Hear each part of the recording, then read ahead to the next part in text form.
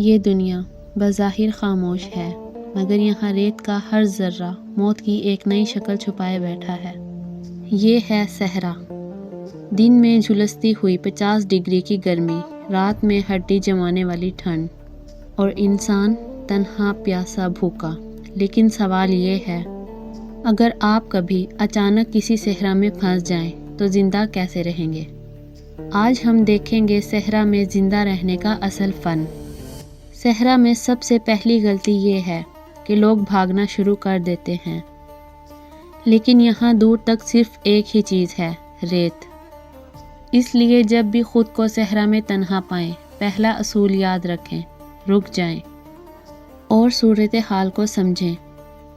راستہ کھونے سے بہتر ہے کہ چند لمحے سوچ لیا جائے۔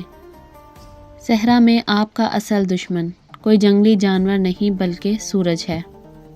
یہ آپ کے جسم سے پانی چوس لیتا ہے اور چند گھنٹوں میں آپ بے ہوش ہو سکتے ہیں۔ اسی لیے سب سے پہلا کام سایہ بنائیں۔ اپنے بیگ، کپڑے، لکڑی یا یہاں تک کہ ریت کا ایک چھوٹا سا ٹیلا بھی استعمال کریں۔ جتنی دیر دھوپ سے بچیں گے، اتنی دیر تک زندہ رہیں گے۔ پانی کیسے ڈھونڈیں، یہ سب سے بڑی آزمائش ہے۔ صحرا میں پانی زمین پر نہیں ہوتا، اسے ڈھونڈنا نہیں پہچاننا ہوتا ہے۔ غور کریں، درخت کا جھنڈ، سبز گھاس، اونٹوں یا جانوروں کے نشانات، پرندوں کی پرواز، یہ سب پانی کی موجودگی بتاتے ہیں۔ اگر کچھ نہ ملے تو ریت کو کھود کر نیچے سے نمی حاصل کریں اور اسے کپڑے یا ٹیشو سے نچوڑ کر پئیں۔ یہ تھوڑا ہوگا لیکن یہ زندگی بڑھا دے گا۔ پانی مل بھی جائے تو فوراً نہ پئیں۔ جی ہاں، یہی غلطی زیادہ تر لوگ کرتے ہیں۔ شاید پیاس میں اگر آپ ایک ساتھ بہت زیادہ پانی پی لیں تو جسم شوق میں جا سکتا ہے۔ صحرا میں اصول ہے، پانی آہستہ آہستہ وقفے وقفے سے پئیں۔ دن میں 50 ڈگری، رات میں 5 ڈگری۔